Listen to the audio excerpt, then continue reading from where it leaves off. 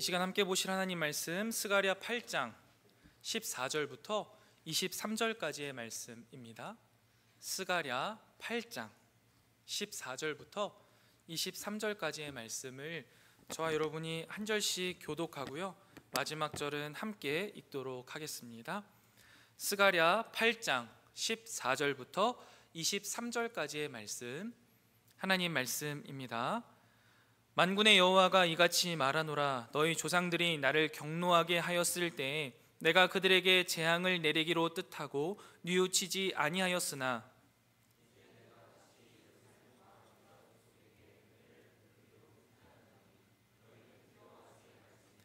너희가 행할 일은 이러하니라. 너희는 이웃과 더불어 진리를 말하며 너희 성문에서 진실하고 화평한 재판을 베풀고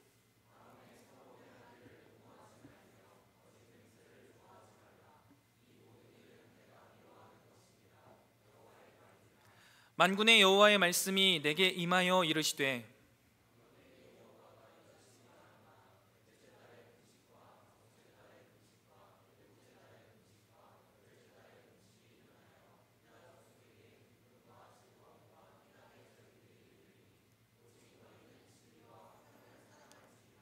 만군의 여호와가 이와 같이 말하노라. 다시 여러 백성과 많은 성읍의 주민이 올 것이라.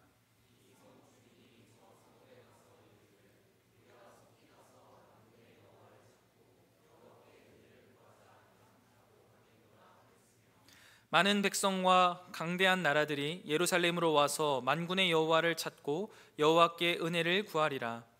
만군의 여호와가 이와 같이 말하노라. 그 날에는 말이 다른 이방 백성 10명이 유다 사람 하나의 옷자락을 잡을 것이라.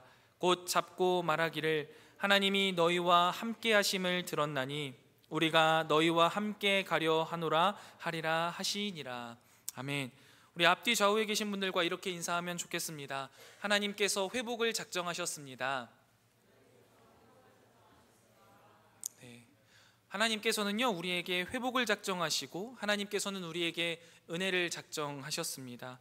애정하는 카리스 여러분, 오늘 우리는 스가랴서 8장 14절부터 23절까지의 말씀을 통해서요, 예측할 수 없는 세상 속에서 흔들리고 방황할 때에도 변함없이 우리를 붙드시고 인도하시는 하나님의 놀라운 계획을 함께 살펴보고자 합니다. 그래서 우리가 미래에 대한 불안감과 관계의 어려움 속에서 또 그리고 삶의 목적에 대한 고민으로 가득한 이 시간, 스가랴 선지자의 예언의 말씀이 우리에게 어떤 소망과 또 영예로움을 안겨주는지를 함께 묵상하는 시간이 되었으면 좋겠습니다. 그래서 오늘 설교는요, 하나님의 변함없는 은혜, 특별히 우리의 회개보다 선행하시는 하나님의 은혜를 중심으로요, 그 은혜를 주신 이유와 목적에 대해서 함께 살펴보고자 합니다. 하나님께서 우리에게 은혜를 베푸신 목적이 단지 우리를 위로하는 데서 멈추지 않고 새로운 삶으로 부르시기 위함임을 이 시간 함께 말씀을 통해서 하나하나 차근차근 살펴보도록 하겠습니다. 우리가 이미 수련회 기간에 살펴본 말씀이라서 스가랴 선지자에 대해서는 좀 알고 있습니다. 스가랴 선지자는요, 바벨론 포로 생활을 마치고 예루살렘에 돌아온 백성들에게 하나님의 회복의 메시지를 전달한 선지자입니다. 그러나 그들의 눈에 비친 현실은요, 너무나 초라해서 회복과는 거리가 멀었었습니다. 화려하고 웅장했던 솔로몬의 성전에 비해서 이 스룹바벨의 지휘 아래 재건되고 있는 성전은요, 너무나 보잘것없고 형편없어 보였습니다. 그래서 과연 우리가 다시 짓고 있는 이 성전이 의미가 있을까? 이 초라한 성전에 하나님이 돌아오시기나 할까라는 그 불안감과 낙심이 그들의 마음속을 지배하고 있던 시기였습니다. 거기에 덧붙여서 당시 이스라엘 백성들은 과거 조상들이 지었던 그 죄악으로 인해서 우리 이스라엘 백성들이 약속의 땅에서 떠나서 여러 나라에 흩어지고 젖과 꿀이 흐르던 아름다운 이 땅이 이렇게 황폐해져 버린 이 쓰라린 역사를 자신들은 다 체험하고 알고 있고 기억하고 있는 상황이었던 거죠. 이런 상황 속에서도 하나님의 뜻대로 살아가 보고자 큰 결심을 해서 바벨론에서 이스라엘 땅으로 돌아왔지만 현실은 너무나 초라한 겁니다. 그리고 가슴 아픈 과거의 그 죄책감은 여전히 그들을 사로잡고 있는 거죠. 그래서 이러지도 못하고 저러지도 못하는 상황 속에서 그저 하루하루를 살아갈 뿐인 이 이스라엘 백성들에게 오늘의 말씀이 주어졌던 겁니다. 그리고 오늘 보시는 그 말씀은 이런 이스라엘 백성들에게요, 놀라운 전환을 선포하고 있습니다. 스가랴 8장 14절과 15절인데요, 우리 함께 다시 한번 읽어보도록 하겠습니다. 스가랴 8장 14절 15절입니다. 같이 읽겠습니다. 시작. 만군의 여호와가 이같이 말하노라. 너희 조상들이 나를 경노하게 하였을 때에 내가 그들에게 재앙을 내리기로 뜻하고 뉘우치지 아니하였으나 이제 내가 다시 예루살렘과 유다 족속에게 은혜를 베풀기로 뜻하였나니 너희는 두려워하지 말지니라. 아멘. 여러분, 우리는 이 말씀에서 하나님의 놀라운 계획을 발견하게 되는 겁니다. 그분은 하나님 말씀대로 살지 않았던 과거의 유다 백성들은 분명히 징벌하셨습니다. 그러나 지금은 어떻게 하시겠대요? 뜻을 돌이켜 귀한 공동체에게 은혜를 베푸시겠다라고 작정하신 겁니다. 여러분, 여기서 뜻을 돌이키다라는 표현은 단순히 마음의 변덕을 이야기하는 게 아닙니다. 과거의 확고한 의도에서 벗어나 새로운 계획을 세우시는 하나님의 주권적인 결단과 은혜, 그 안에 들어있는 하나님의 사랑을 이야기하고 있는 겁니다. 여러분, 여기서 우리가 이것을 한번 더 정확하게 짚고 넘어가 보겠습니다. 하나님께서 뜻을 바꾸셨다라는 게 하나님의 전지성에 우리가 모순된다라고 생각하기가 쉽습니다. 하나님은 모든 것을 다 아시는데 뜻을 돌이킬 이유가 왜 있냐라는 거죠. 하나님이 원래 계획하셨던 것들을 모르고 계셨나? 그러다가 우리가 기도를 하니까 갑자기 바꾸신 건가? 이런 생각이 들 수 있습니다. 그러나 그렇지 않습니다. 이 표현, 하나님께서 뜻을 돌이키셨다라는 표현은요, 하나님께서 변덕을 부리셨다라는 게 아니라 하나님께서 일하시는 방식을 우리 인간이 이해할 수 있도록 인간적인 언어로 표현한 것입니다. 마치 이런 거죠. 너무 정리정돈을 못하는 거예요. 내 아이가 너무나 정리정돈을 못합니다. 그래서 이 아이에게 정리정돈을 가르쳐주고 싶은 부모 입장에서는 이렇게 이야기하는 겁니다. 오늘 제대로 정리 안 하면, 네 방 정리 제대로 안 하면 오늘은 놀이터에 안 나갈 거야. 네 방 청소하기에 달렸어 라고 이야기하는 거죠. 그러면 아이 입장에서는 어떤 거예요? 내 방을 한번 쓱 봤는데 오늘은 놀이터 가기는 글렀다라는 생각이 드는 겁니다. 그래서 이제 엄마에게 막 떼를 쓰는 거죠. 그런데 여러분, 사실 생각해 보세요. 부모는요, 이미 날씨도 확인했고 나갈 의지도 있는 거예요. 아이에게 정리정돈을 가르쳐주고 모든 청소가 다 끝나고 나면 놀이터에 갈 준비도 맞춰놨습니다. 하지만 아이가 그 청소를 다 마치고 정리정돈을 하는 그 순간, 그래, 엄마 마음이 바뀌었어, 놀이터에 가자 라고 말하는 거죠. 아이 입장에서는 부모가 마음을 바꾼 것처럼 느껴질 수 있습니다. 그러나 사실은 그게 처음부터 부모의 계획이었다라는 거예요. 마찬가지로 하나님께서 뜻을 돌이키셨다라는 이 말씀은 우리 눈에 볼 때는 변화 아니면 혹은 변덕처럼 느껴질 수 있지만 사실은 하나님의 불변하신 계획 속에서 우리의 회개와 기도 가운데 하나님의 주권적인 결단과 하나님의 은혜와 하나님의 사랑이 드러나는 순간이죠. 그것을 그렇게 표현한 것뿐입니다. 그리고 더 나아가서 이 표현은요, 이 말씀은 하나님의 은혜가 유다 백성의 회개보다 앞선다, 선행한다라는 사실을 보여주고 있습니다. 즉 여러분, 인간의 회개가 하나님의 은혜를 가능하게 하는 것이 아니라 하나님의 은혜가 있기 때문에 인간의 회개가 가능하다라는 것을 우리는 이 말씀을 통해서 깨달을 수 있다라는 것이죠. 무조건적이고 주권적인 은혜를 말씀하시는 겁니다. 이스라엘 백성이요, 하나님에게 회개하고 바벨론의 악락한 삶을 버리고 이스라엘로 돌아올 수 있었던 것은 그들이 마음을 먹었고 그들이 그렇게 행동했기 때문이 아니라는 겁니다. 하나님이 그들 가운데로 들어오시는 그 사랑으로, 그 은혜로, 뜻을 돌이키시고 은혜를 베풀기로 작정하신 그것으로 그들이 변화되었기 때문에 그들이 회개할 수 있었고 그들이 바벨론에서 이스라엘로 돌아올 수 있었다라는 것이에요. 여러분, 마찬가지로 이게 우리의 삶에 적용된다면 어떻게 되냐면, 우리가 하나님을 향해 돌이킬 수 있었다라는 것은 우리가 먼저 마음을 바꾸었기 때문이 아닙니다. 하나님이 우리를 먼저 찾아와 주셨고 우리 가운데 그 끊임없는 사랑으로 우리를 변화시켜 주셨기 때문에 우리가 하나님 앞에 나아올 수 있게 된 거죠. 조금 더 현실적으로 이야기하자면, 지금 이 자리에 여러분들이 앉아 있는 이유는 여러분들이 이 자리에 나오겠다라고 결단했기 때문이거나, 아니면 내가 어떠한 굉장한 노력을 들이고 공을 들여서 나와왔다라고 생각하기 쉽지만, 실제로는 그 전부터 하나님께서는 이미 우리 마음속에 하나님이 다가오셔서 그 마음을 만져주시고 작정하셔서 이 자리에 나오게 하셨다라는 것을 우리는 믿는 사람들이며 고백할 수 있는 사람들이라는 것이죠. 하나님의 그 크신 사랑으로 우리가 변화되었고 이 자리에 나올 수 있다는 겁니다. 그래서 우리는 이 자리에 나와 있는 것을 하나님의 은혜입니다 라고 고백할 수밖에 없는 것이죠. 여러분 스스로가 한번 생각해 보세요. 여러분들이 이 자리에 나올 이유가 무엇이 있습니까? 우리는 이 자리에 나올 이유가 전혀 없고 근거도 없는 자들입니다. 지금 이 시간에 차라리 집에 앉아서 편안히 쉬는 게 훨씬 더 좋은 일이라는 걸 여기 있는 그 누구나가 공감합니다. 내일 직장에 나가서 일해야 되는데 우리가 쉬어야 되고 에너지를 채워야 되는 판국에 왜 우리가 이 자리에 나와 있느냐라는 거예요. 그것은 바로 하나님의 은혜 아니고서는 설명할 수가 없습니다. 이러한 하나님의 무조건적이고 앞서 행하시는 그 은혜는 결국 우리의 존재와 삶의 방향을 근본적으로 변화시키십니다.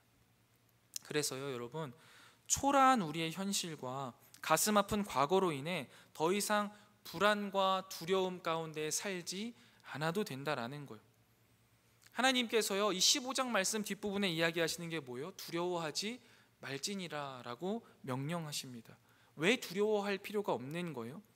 과거에는 죄로 인하여서 하나님께서 재앙을 내리시기로 결단했어요. 그리고 그 재앙이 우리 가운데 계속해서 내려왔다고요. 이스라엘 백성 가운데 내려왔어요. 그러나 이제는 그 뜻을 돌이키셔서 더 이상 재앙이 아닌 은혜를 베푸시기로 작정하셨고, 이미 그 은혜가 그들 가운데 우리 가운데 흐르고 있기 때문에 이것은 우리의 삶을 향한 하나님의 태도가 완전히 변했다라는 것을 우리에게 주어진 말씀이고, 그것을 믿게 하기 때문에 우리는 더 이상 그 과거의 두려움과 어려움과 아니면 그 안에 좌절과 낙심 속에서 살아갈 이유가 없다라는 거예요. 애정하는 카리스 여러분, 우리도 종종 우리의 초라한 현실과 죄로 가득한 과거로 인해서 불안과 낙심에 사로잡힐 때가 분명히 있습니다.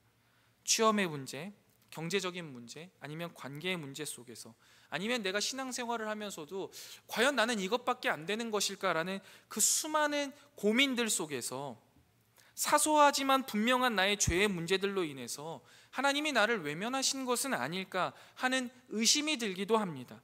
그러나 오늘 본문 스가랴 선지자는 분명히 선포하는 거예요. 우리가 어떤 상황에 처해 있든지, 우리의 행위가 얼마나 부족하든지 하나님의 은혜가 항상 우리에게 선행한다라는 것이죠. 그분은 우리의 자격 없음에도 불구하고 우리를 먼저 사랑하시고 먼저 찾아오시고 먼저 은혜를 베푸셨다는 거예요. 이미 우리에게 주어졌다라는 것이죠. 이 진리가 바로 우리가 세상 속에서 하나님의 백성으로 살아가는 것을 두려워하지 않을 이유이자, 무너진 내 삶의 성전을 다시 한번 짓는 것을 망설이지 않을 큰 이유가 되는 겁니다. 우리가 우리의 노력이나 행위로 구원을 얻으려고 하는 대신에 하나님의 주권적인 은혜를 신뢰하면서 그분의 애정 안에 거하는 것이 우리의 참된 안식이라는 것이죠. 우리가 이러한 주님의 변함없는 은혜, 선행하는 은혜를 깊이 깨달을 때 우리 마음속에 있었던 그 두려움들은 사라집니다. 그리고 참된 소망과 평강으로 마음이 채워지는 것이죠. 여러분, 그리고 이러한 하나님의 은혜는요, 그저 우리 가운데 우리를 그저 머물게 하지 않습니다. 그래, 행복해, 지금 이 삶을 그냥 살아가면 되겠다라고 여기지 않게 하신다는 겁니다.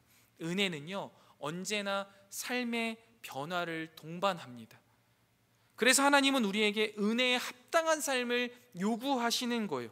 이것이 오늘 살펴볼 하나님께서 은혜를 베풀어 주신 이유 중에 하나입니다. 그 부분이 바로 16절부터 17절 말씀인데요, 여러분, 우리가 하나님의 은혜는 값없이 주어졌다라고 고백합니다. 그러나 값싼 은혜는 아닙니다. 값없이 주어졌다고 해서 값싸게 여기면 안 된다는 것을 우린 잘 알아야 돼요. 하나님께서 백성들에게 일방적으로 은혜를 베풀어 주셨지만 그 동시에 은혜에 합당한 삶을 요구하십니다. 스가랴 8장 16절과 17절은 백성들에게 요구하시는 변화의 내용을 구체적으로 제시하는데요, 한번 함께 보겠습니다. 8장 16절 17절 말씀 한번 보세요. 너희가 행할 일은 이러하니라. 너희는 이웃과 더불어 진리를 말하며 너희 성문에서 진실하고 화평한 재판을 베풀고 마음에 서로 해하기를 도모하지 말며 거짓 맹세를 좋아하지 말라. 이 모든 일은 내가 미워하는 것이니라. 여호와의 말이니라. 아멘. 여러분, 이 말씀을 보시면요, 하나님께서 은혜를 작정하시고 은혜를 부어주시는 그 공동체에게 기대하시는 거룩한 삶의 모습이 무엇인지를 구체적으로 설명하고 계십니다. 여러분, 과거 유다 백성이 포로가 되었던 주된 이유 중에 하나가 무엇입니까? 하나님의 말씀에 귀를 막고 불의한 삶을 살았기 때문입니다. 특히 그들은 진실하게 재판하며 인애와 긍휼을 베풀며 가난한 자를 압제하지 않는 삶을 살아야 된다는 그 하나님의 요구를 무시했죠. 그리고 불의하게 살아가면서 거짓이 판치고 약한 자들을 끊임없이 괴롭히면서 자신들의 배를 채웠습니다. 그래서 결국에는 약속의 땅에서 추방당한 것입니다. 그러므로 하나님께서 유다 백성을 포로에서 다시 한번 해방해서 예루살렘으로 돌이키신 후에 그들에게 다시 한번 거룩한 삶을 요구하시는 것은요, 당연한 일이라는 거죠. 여러분, 이 요구는요, 단순히 율법적인 의무를 넘어섭니다. 변화된 마음에서 우러나오는 삶의 열매여야 합니다. 하나님께서 우리에게 주신 은혜로 말미암아 우리 삶 속에 피어나야 할 당연한 열매라는 것이죠. 여러분, 개혁주의 신앙에서는요, 이 구원을요, 칭의와 성화로 구분합니다. 이걸 우리가 이해하기 쉽게 이제 설명하기 위해서 나오는 거예요. 성경에 적혀 있는 말은 아닙니다. 칭의라는 건요, 그리스도의 의로움으로 하나님께서 의롭다라고 칭해 주시는 거예요. 진짜 의로워서가 아니라 아니야, 넌 이제부터 그냥 의로운 자야 라고 말씀하시는 것을 칭의라고 해요. 그리고 나서요, 그 다음에 성화는 그 칭의에 대한 은혜의 반응으로 우리가 점진적으로 거룩해져 간다. 그래서 성화예요. 거룩할 성의 이룰화예요. 거룩해져 가는 거죠. 의롭다라고 칭함을 받은 자는 그 은혜로 말미암아 조금씩 하나님 안에서 거룩해져 간다, 자라난다, 성장한다. 이것을 구원이라고 이야기해요. 여러분, 그렇다면요, 우리가 거룩해지기 위하여서 은혜를 받는 게 아닌 거예요. 뭐예요? 은혜를 받았기 때문에 거룩한 삶을 살아가는 거예요. 마치 시냇물이 흘러가면 그 주변에 자연스럽게 풀이 자라고 꽃이 피는 것하고 동일한 맥락입니다. 은혜가 시냇물처럼 우리에게 흘러가고 있다고요. 그러면 우리의 삶 속에는요, 당연하게 뭐가 피어나는 거예요? 거룩이 피어나게 된다라는 거죠. 구체적으로 그래서 하나님께서 이런 것들을 요구하시는 거예요. 첫 번째가 뭐예요? 이웃과 더불어 진실을 말하라는 거예요. 은혜가 흐르는 우리의 삶 속에서요, 피어나야 될 것들이 참 많이 있지만 그 중에 한 개가 뭐예요? 거룩하게, 진실하게 말하라는 거예요. 이웃과 더불어서요, 거짓말하지 말라는 거예요. 삶의 모든 영역에서 정직하고 투명한 태도를 가지라는 거죠. 여러분, 사회생활하면서 또 아니면 학업이나 친구 관계에 있어서 진실한다라는 게 얼마나 힘든 일인지 이제 우리는 좀 이해하지 않습니까? 거짓말 안 하는 게 뭐 그리 어려워? 라고 말하기에는 이미 우리가 너무 세상 가운데 쩔어 있잖아요. 거짓말을 안 하고 살아간다는 것, 우리의 마음을 투명하게 내비친다는 것, 사회생활을 하면서 굉장히 어려운 일이라는 것, 그 누구보다 여러분이 잘 아실 겁니다. 그러나 우리가 거룩한 백성으로 살아가면서 하나님이 주신 은혜 가운데 피어나야 할 곳이요, 바로 이 이웃과 더불어 진실을 말하는 것입니다. 젊은 날 때로는 진실을 말하기가 두려울 수 있습니다. 그러나 진실은요, 언젠가 드러나기 마련입니다. 그리고 진실을 기반으로 한 관계만이 진정한 사랑이 소통될 수 있다는 사실을 꼭 기억하시기 바랍니다. 그리고 주변 사람들에게요, 여러분, 진실하게 대하세요. 그리고 진실만을 말씀하세요. 두 번째로는요, 화평한 재판을 베풀라라고 이야기합니다. 이건 사법적인 재판뿐만이 아니라 우리 일상 속에서 타인과의 갈등을 해결하고 판단하는 모든 과정에 적용되는 거예요. 공정하고 객관적인 시각으로 문제를 바라보라는 거예요. 편견이나 감정에 치우치지 말라는 거예요. 지혜로운 판단을 내리라는 겁니다. 우리의 언행이 곧 판단이 되잖아요. 그러니까 말을요 할 때도요 우리는 화평의 말을 해야 합니다. 자꾸만 정죄해서는 안 돼요. 이거는 왜? 쟤는 왜? 이렇게 해서 되겠어? 저렇게 해서 되겠어? 이런 이야기가 우리 가운데 필요한 게 아니라는 거예요. 이웃에게 평화와 화평과 정의를 가져다주는 말이 되어야만 한다라는 것이죠. 그리고 세 번째, 마음에 서로 해하기를 도모하지 말래요. 거짓 맹세를 좋아하지 말래요. 이것은 내면의 동기와 의도를 강조하는 거예요. 겉으로 보이는 행동뿐만 아니라 마음속으로도 타인을 해치려는 음모나 거짓된 약속을 품지 말라는 겁니다. 하나님은 우리의 마음을 감찰하시잖아요. 우리 마음속 가장 깊은 동기까지도 아십니다. 악한 의도가 없는 순수한 마음으로 사람들을 대할 때요 우리 공동체 안에는요 생명력이 넘치는 공동체, 거룩이 흘러가고 은혜가 피어나는 공동체가 된다라는 것이죠. 지금까지 드린 말씀들을 잘 생각해 보시면요 선행하는 은혜와 그 은혜에 대한 합당한 삶을 요구하시는 이 요구는 강압적인 요구나 단순히 율법적인 족쇄가 아니어야 합니다. 은혜 받은 자들이 마땅히 살아내야 할 아름다운 삶의 모습이라는 것을 깨달으셔야만 합니다. 우리가 종종 은혜를 잊어버리고 행위에만 집중하는 경우가 있습니다. 이렇게 살아야 해, 이렇게 해야 해에 너무 집중하다 보니 왜 이렇게 살아야 하고 왜 해야 되는지를 모른 채 그 행위에만 집중하는 거죠. 그러다 보면 어떻게 되냐면 하나님은 자꾸만 나에게 무엇인가를 해라, 하지 마라 말하는 그런 분으로만 여겨지는 거예요. 그러다 보니 하나님께서 우리에게 원하시는 거룩한 삶을 끊임없이 성경을 통해서 설교를 통해서 들으면 그저 강압적인 요구로 느껴지고 율법적인 족쇄로 느껴지고 부담스럽고 피해야 되고 어떻게 하면 편법을 써서 조금은 비껴갈 수 있을까만 고민하게 되는 거죠. 이것은요 우리의 신앙을 지치게 만들고 느리게 만드는 주된 원인입니다. 여러분 오늘 말씀을 분명하게 이해하시고 말씀 속에 새기시기 바랍니다. 하나님의 은혜가 있기 때문에 우리의 회개가 가능했으며 하나님의 은혜가 있기 때문에 우리가 거룩하게 살아갈 명예와 영광스러운 삶을 얻은 겁니다. 그렇기에 거룩한 삶으로의 이 초대, 이렇게 살아라 라는 이 하나님의 초대는요 우리에게 굉장히 그리스도인으로서 영예로운 것이라는 것을 우리는 분명히 기억하고 고백할 수 있어야만 합니다. 하나님께서 미워하시는 모든 악한 일을 버리는 것, 은혜에 합당한 삶을 실천함으로써 하나님의 자녀로 영광스럽고 명예롭게 살아가는 그리스도인들이 되시기를 주님의 이름으로 축원합니다. 이것이 부담감으로 느껴지지 않으셨으면 좋겠어요. 주일 예배에 나오는 게 왜 부담스러운 일이어야만 합니까? 왜 어떤 사역을 하는 게 그렇게 부담스러운 일이어야만 합니까?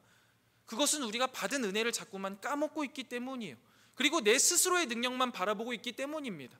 하나님께서 우리에게 주시는 그 은혜는 이미 우리 가운데 흐르고 있고 끊임없이 흘러갑니다.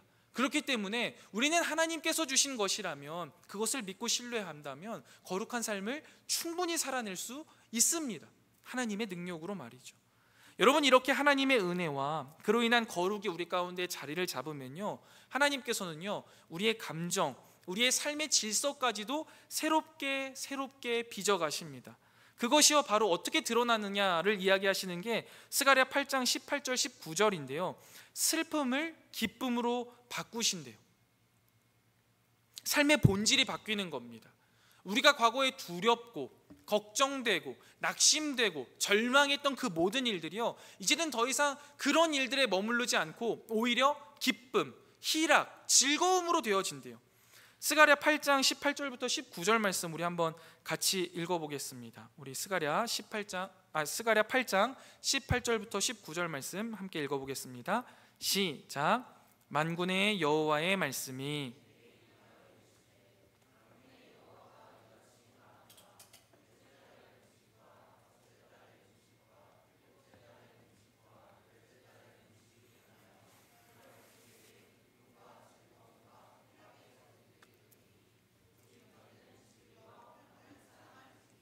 아멘.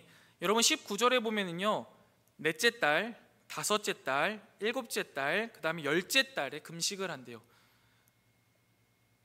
금식을 해보신 분들은 알겠지만 굉장히 절망스럽고 힘든 시간입니다. 그런데 그게요, 굉장히 1년에 그냥 거의 격달로 껴있는 거예요. 왜 이렇게 껴있냐면요, 유다 백성들이 이제 바벨론 포로 생활 동안요, 이제 자신의 나라가 망한 슬픔을 이제 기억하고자 했던 거예요. 더 이상 우리가 하나님 앞에 죄를 저지르면 안 되겠다 해서 이제 절기를 정한 겁니다. 넷째 달에는 예루살렘 성벽이 파괴된 것을 떠올리면서 슬퍼하면서 이제 금식을 했던 거고요. 다섯째 달에는 그 솔로몬 성전이 불탄 것을 기억하면서 금식하는 거예요. 열째 달에는 바벨론 느부갓네살 왕에 의해서 예루살렘이 포위됐던 것을 놓고선 이제 또 애통하고 기도했습니다. 여러분, 이런 금식 절기들이 계속 그들 가운데 있으면서 애통함과 비참함을 끊임없이 상징했습니다. 떠올렸고요. 그리고 그들 마음속에 이걸 새겼어요.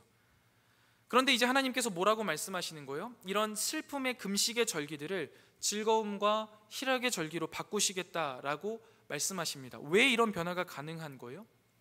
하나님이 은혜 베푸시기로 작정하셨기 때문이에요. 하나님께서 유다 백성을 포로 상태에서 해방하여 진리와 화평을 누릴 하나님의 백성으로 회복하시기로 작정하셨고 회복하고 계시기 때문이고 회복시키셨기 때문입니다. 그들의 죄악으로 인한 징계는 끝났습니다. 이제 새로운 삶의 문이 열린 거죠. 오랜 슬픔을 담아 부르던 노래가 이제 그쳐야 되는 거고 새로운 기쁨의 노래를 부를 때가 되었다라는 거예요. 여러분, 개혁주의 신학에서 하나님의 구원 역사는요, 죄와 죽음, 슬픔을 이기는 승리의 역사라는 것을 고백합니다. 예수 그리스도의 십자가와 부활은요, 죄의 속박으로 인하여서 우리를 해방했을 뿐만 아니라 우리의 슬픔을 기쁨으로, 절망을 소망으로 변화시키는 궁극적인 사건이라는 것이죠. 우리는 더 이상 죄의 종이 아니라 예수 안에서 진리와 화평을 누리는 하나님의 자녀가 되었다라는 승리의 고백이에요.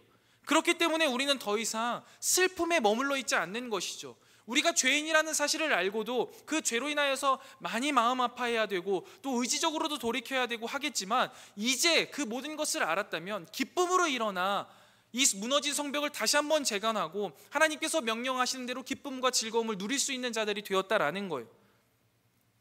애정하는 카리스 여러분, 청년의 시기 즐거움과 활력이 넘치는 때이기도 하지만 동시에 많은 슬픔과 절망을 경험하는 때이기도 합니다. 취업의 어려움, 인간관계의 갈등, 미래에 대한 불확실성 등이 우리를 좌절과 불안 속에 머물게 할 수 있습니다. 그러나 스가랴의 메시지를 기억한다면 우리는요, 우리 삶에 어떠한 슬픔이 있든 어떠한 어려움이 있든 하나님께서 그것을 기쁨과 즐거움으로 변화시키실 능력이 있으시며 그 일을 작정하셨다라는 것을 믿고 그 일 가운데에도요, 기쁨을 노래할 수 있는 자들이 되어야만 하는 겁니다. 나는 더 이상 안 돼, 이 일은 끝났어, 망했어 라는 말은 우리 그리스도인들에게 어울리는 말이 아니라는 거예요. 절망스러운 상황 속에서도, 깊은 슬픔 속에서도 소망을 잃지 않을 수 있는 이유는 무엇입니까? 하나님이 계시기 때문이에요. 그리고 예수 그리스도로 말미암아 우리는 더 이상 죄의 종로로 타지 않고 사망의 권세에 옮겨있지 않고 자유와 기쁨을 누릴 수 있는 자들이라는 것을 우리는 믿기 때문입니다. 하나님께서는요, 우리의 눈물을 닦아주십니다. 슬픔의 노래를 기쁨의 찬송으로 분명히 바꿔주실 거예요. 예수님께서는 우리가 어둠 속에서도 진리와 생명을 보고 무너진 폐허 속에서도요, 희망을 보게 하십니다. 이 젊음의 날에 금식이 희락의 절기로 바뀌는 기적을 경험하길 원하신다면요, 여러분, 하나님께서 우리에게 부어주신 그 은혜를 신뢰하세요. 그리고 말씀에 순종함으로 살아내세요. 슬픔 속에서도 주님의 사랑을 붙들고 그분이 주시는 지금의 평화와 기쁨을 누리세요. 하나님은 우리의 금식의 절기를 즐거움과 희락의 절기로 바꾸어 주실 것을 작정하셨습니다. 그러니 현실의 문제에 더 이상 좌절하지 마시고 지금 내 모습을 보고 좌절하지 마세요. 하나님을 바라보시고 하나님의 계획을 신뢰하며 기뻐하시기를 바랍니다. 하나님은 하나님의 때에 분명히 당신의 슬픔을 기쁨으로 변화시키실 겁니다. 그리고 여러분, 이 기쁨은요, 우리 개인과 우리 공동체를 넘어서 열방으로 확장될 겁니다. 하나님이 주시는 기쁨은 결코 우리 안에만 머물지 않기 때문이죠. 이게 뒤 이어서 나오는 8장 20절부터 23절에 해당하는 말씀입니다. 이 스가랴 예언의 절정은요, 하나님의 구원의 계획이 이스라엘 백성을 넘어서 온 세상으로 확대될 것이라는 비전입니다. 그저 단순히 이스라엘 민족이 잘 먹고 잘 살 것이다로 끝나지 않는다는 거죠. 20장에서 23절까지 보면은요, 굉장한 비전이 등장합니다. 유다 백성이 바벨론의 포로에서 해방되어 예루살렘으로 돌아오는 것을 어떻게 표현하고 있냐면, 마치 출애굽 때 이스라엘 백성들이 애굽에서 막 해방되어서 가나안 땅으로 들어가는 것과 동일하게 그리고 있습니다. 그리고 여러분, 우리가 잘 알다시피 출애굽 때도요, 이스라엘 백성만 이집트에서 나온 게 아니에요. 수많은 이방 민족들이요, 그 모습을 보고 함께 나왔습니다. 이것은 하나님께서 아브라함에게 주셨던 그 약속이 계속해서 끊임없이 성취되고 있는 건데요, 하나님께서 아브라함에게 하셨던 약속이 무엇입니까? 땅의 모든 족속이 너로 말미암아 복을 받을 것입니다 라는 약속입니다. 그리고 그 아브라함을요, 뭐라고 부르시냐면 복이라고 이야기하세요. 여러분, 이게 굉장히 중요한 의미를 담고 있습니다. 하나님은 우리에게 복을 주신 게 아니에요. 우리 존재 자체를 복으로 만드신 겁니다. 그래서 우리를 통해서요, 이방 사람들, 하나님을 믿지 않는 자들은 복을 받게 되는 겁니다. 그리고 그 복이 전달되게 되는 거예요. 그게 우리의 역할이고 그 당시 이스라엘 백성들의 역할이었습니다. 그래서 결국 이 예언은 주변 나라 하나님을 모르는 그 모든 백성들에게도 전달될 거고, 그들이 결국에는 그 모습을 보고, 이스라엘 백성들의 모습을 보고 돌아와서 하나님의 은혜를 구하게 될 것이다 라고 이야기합니다. 그게 바로 23절에 매우 강렬한 시각적인 이미지를 주죠. 다른 이방 백성 10명이 유다 사람 한 사람의 옷자락을 잡는데요, 유다 사람 한 사람이 서 있으면요, 10명의 이방 민족이 나와서 그 옷자락을 잡는 겁니다. 그리고 뭐라고 이야기하는 거예요? 너희와 함께 하시는 하나님의 은혜를 나도 받길 원한다 라고 이야기한다라는 거예요. 여러분, 이것은요, 예수님을 통해 성취될 종말론적인 이상입니다. 구약의 모든 약속과 예언이 궁극적으로 예수 그리스도 안에서 성취됨을 우리는 믿습니다. 예수님은 유대인과 이방인 사이에 장벽을 허무셨죠. 그래서 우리가 예수님을 믿게 된 것 아니겠습니까? 인종이나 나이나 혈통이나 성별에 관계없이 오직 믿음으로 아브라함의 참 자손이 되는 길을 열어주셨어요. 그래서 교회는요, 그리스도의 피로 인하여서 깨끗해진 모든 민족의 연합체이고 살아계신 하나님의 성전이 되었습니다. 그러면 이제 우리가 생각해야겠죠. 우리는 그럼 그 가운데에서 어떤 존재로 부르심을 받았는가? 여러분, 우리는 이 시대의 스가랴입니다. 세상은 여전히 불안과 고통 속에 있습니다. 수많은 영혼들이 참된 소망과 평화를 간구합니다. 이방인들이 유다인의 옷자락을 잡고 하나님께 나오려고 했던 것처럼요, 오늘날 세상 사람들도 우리의 삶을 통하여서 하나님이 우리와 함께 계심을 보기를 원해요. 우리의 삶이 하나님의 은혜를 받는 증거가 될 때 세상에는요, 그 복음이 증거가 될 거란 말이죠. 여러분, 제가 종종 우리 카리스 지체들의 모습을 보면서 와, 진짜 하나님 살아계시는구나, 이 사람은 정말 하나님과 같구나 라는 생각을 해요. 하나님의 사랑으로 행동하는구나 라는 생각을 할 때가 있어요. 그러면 그때마다 제가 함께 드리는 기도가 있습니다. 그게 뭐냐면, 이 모습이 우리 카리스 공동체 안에서만 있게 하지 마시고 직장에서도, 가정에서도, 이 사람의 삶 속에서도 드러나게 해주세요라고 꼭 기도합니다. 왜 그렇습니까, 여러분? 그것을 통해서요, 하나님의 나라가 선포되는 것이고, 그것을 위해서 하나님이 은혜를 작정하셨기 때문입니다. 우리가 이 세상에 살아가는 이유는 그런 겁니다. 그저 돈 잘 벌어서 잘 먹고 잘 사는 게 우리의 이유와 목적이 아니라고요. 그러기엔 우리의 인생은 너무나 귀하고 우리의 생명이 너무나 고귀해요.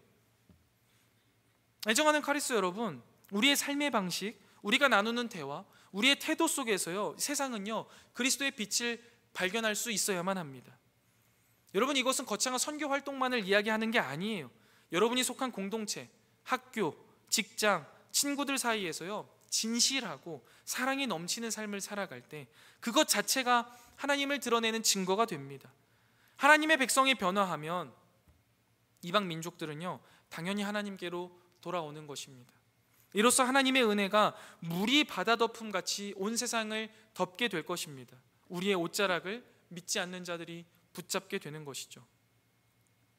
하나님께서는요, 우리가 더 이상 두려워하지 않고 또 좌절하지 않고 이웃과 더불어 진리를 말하고 화평한 재판을 베풀고 슬픔의 금식 대신에 기쁨과 즐거움의 절기를 누리면서 나아가 모든 민족에게 복음의 빛을 비추는 존재가 되기를 간절히 원하십니다. 그리고 이 모든 것이 가능하게 하시는 분은 바로 예수 그리스도입니다. 우리에게 이미 부어진 은혜이죠. 그는 우리를 위해 오셨고 우리를 위해 죽으셨으며 다시 사셔서 우리 가운데 임재하십니다. 이것을 기억하면서 우리의 삶으로 드러내는 우리가 되기를 소망합니다. 말씀을 정리해 보겠습니다. 애정하는 카리스 여러분, 우리가 오늘 스가랴 8장 14절부터 23절까지의 말씀을 통하여서 하나님의 변함없는 은혜, 특별히 우리의 회개보다 선행한 하나님의 은혜, 무조건적이며 주권적인 그 은혜를 살펴보았습니다. 그리고 그 은혜를 주신 이유와 목적도 함께 살펴보았습니다. 하나님이 우리에게 먼저 은혜를 베푸신 이유는 그 은혜에 합당한 거룩한 삶을 영예롭게 살아가라고, 그리고 그 영예로운 삶을 이 세상 가운데 보여주라고, 그리고 그로 말미암아 온 이방 백성들에게도 동일한 은혜가 흘러가게 하라고 우리에게 은혜를 베풀어 주셨습니다. 이것을 우리가 기억하면서 우리가 과거에 우리의 죄악들을 바라볼 때 생기는 여러 후회들이나 아니면 너무나 별 볼 일 없는 것 같은 지금 현실을 바라볼 때 생기는 그 불안한 마음은 뒤로 하시고 우리에게 은혜 베푸시기로 작정하신 그 하나님의 은혜 하나 신뢰하여서 기쁨과 환희로 나아가시기를 축복합니다. 하나님의 은혜로 주어진 하나님의 능력과 권세를 통해서 하나님이 원하시는 그 은혜에 합당한 삶을 살아가는 것이 우리에게 영예로운 일임을 기억하고 그 은혜로 주님이 만들어내신 정의롭고 사랑이 넘치는 하나님의 나라가 우리 카리스 공동체 안에 우리 삶에 가득하기를, 그리고 또 그런 우리를 통하여서 온 열방에 하나님의 은혜가 충만하게 되어서 열방이 우리를 통해 하나님께 돌아오게 되는 그 날이 하루속히 오게 되기를 주님의 이름으로 간절히 축원드립니다. 우리 이 시간 하나님의 빛 함께 찬양 부르신 후에 우리 기도의 자리로 나아가도록 하겠습니다.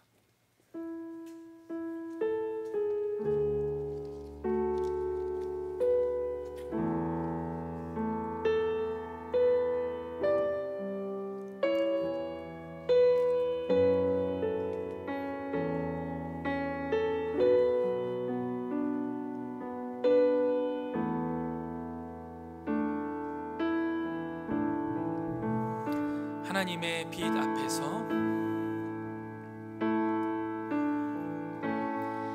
하나님의 빛 앞에서 그 투명한 빛 앞에서 모두 드러나 나의 모든 죄와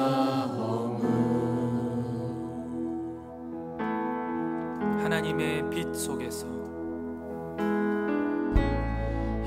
하나님의 빛 속에서 그 따뜻한 빛 속에서 모두 고쳐진 나의 모든 죄와 상처 그의 빛 속에서 드러내어 징계함 아니 드러내어 고치시는 하나님의 은혜와 사랑 하나님의 빛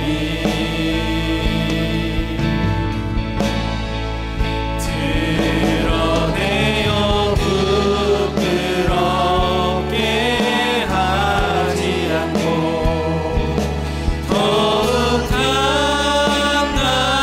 단단히 만든 은혜와 사랑 전하게 할 하나님. 다시 한번 처음부터 고백하기 원합니다. 하나님의 빛 앞에서 하나님의 빛 앞에서 그 투명한 빛 앞에서 그 투명한 빛 앞에서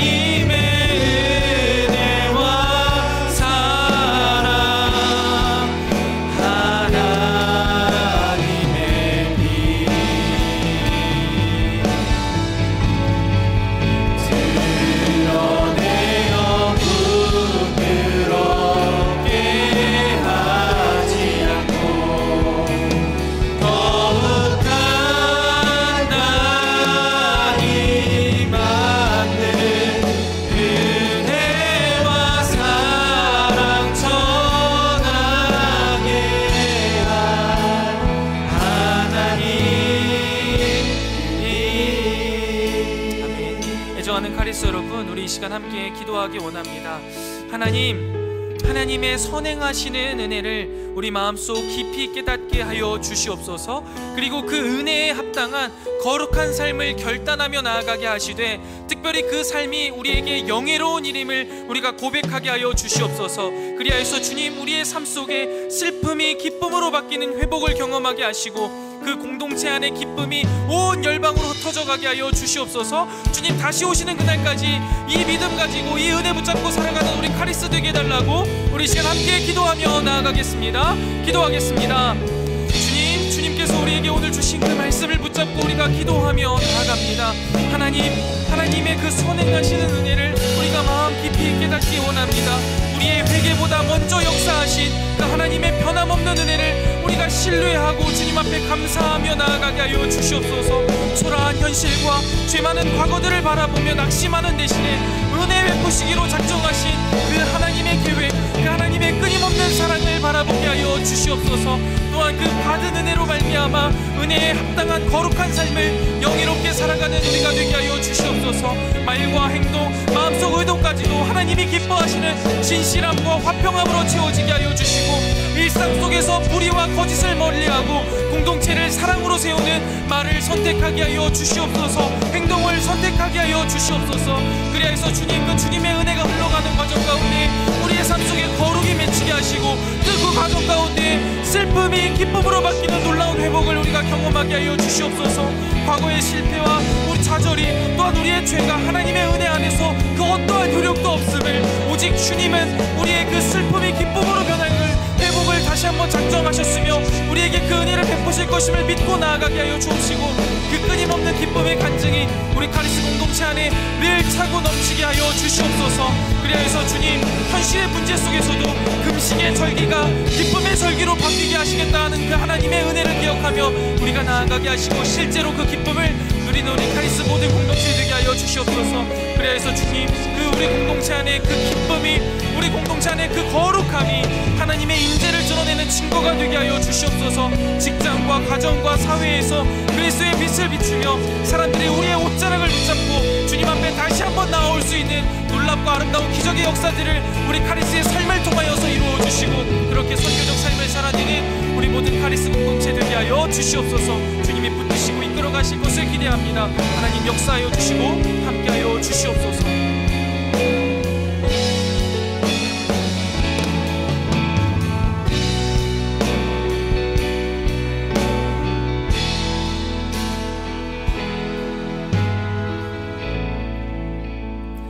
하나님, 분주하고 바쁜 일상 속에서 믿음으로 살아가도록 우리를 붙드시고 지켜주시다가 다시 한번 우리에게 은혜해 주시려 귀한 예배의 자리에 불러주시니 참 감사합니다. 오늘 우리에게 주신 말씀이 우리의 이성 가운데 잘 정리되게 하시고, 우리 마음속 깊숙한 곳에 심기어지게 하시며 우리 삶 가운데 아름답게 피어나게 하여 주셔서 우리의 삶이 하나님의 편지요 향기로 쓰임받게 하여 주시옵소서. 주님, 우리의 과거가 어떠했든, 우리의 현실이 얼마나 초라해 보이든 먼저 은혜 베푸시기로 작정하시고, 우리의 회개보다 앞서 우리를 부르시고 우리에게 은혜 베풀어 주신 그 하나님의 사랑을 찬양합니다. 우리의 연약함 속에서도 먼저 찾아오시고 먼저 붙드시며 먼저 길을 여시는 주님의 주권적인 은혜를 의지합니다. 이 은혜를 잊지 않고 날마다 감사하며 살아가게 하여 주시옵소서. 주님이 주신 은혜가 헛되지 않게 하여 주시고, 우리의 삶 속에 진실을 말하며 화평을 이루고 마음으로까지 깨끗하게 살아가는 거룩한 삶을 살아가게 하여 주시옵소서. 하나님이 미워하시는 모든 악을 버리고 은혜에 합당한 거룩한 삶을 기쁨으로 선택하게 하시고, 그 삶이 우리에게 영예롭다 고백하는 우리의 삶이 되게 하여 주시옵소서.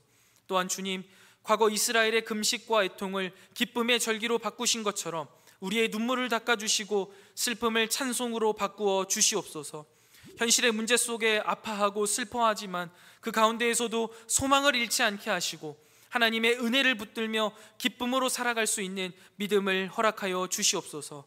그리고 이 기쁨이 우리의 개인을 넘어 열방으로 흘러가게 하시고, 우리의 삶 속에서 하나님이 함께 하심이 드러나 사람들이 우리의 옷자락을 잡고 나도 하나님께로 가고 싶다라고 고백하게 하여 주시옵소서.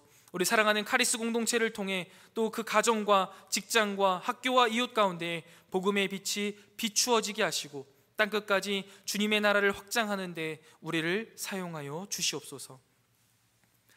이제는 우리 구주 예수 그리스도의 은혜와 하나님 아버지의 무한하신 사랑하심과 성령 하나님의 진리로 인도하시는 은혜의 크신 역사가 하나님의 은혜 받은 자로 거룩한 삶을 영예롭게 또 기쁘게 살아가며 열방을 주님께 올려드리리라 잔잔히 다짐하고 돌아가는 사랑하는 모든 주의 백성들 머리머리 위에 그들의 삶 위에 이제로부터 영원토록 함께 있을지어다. 아멘.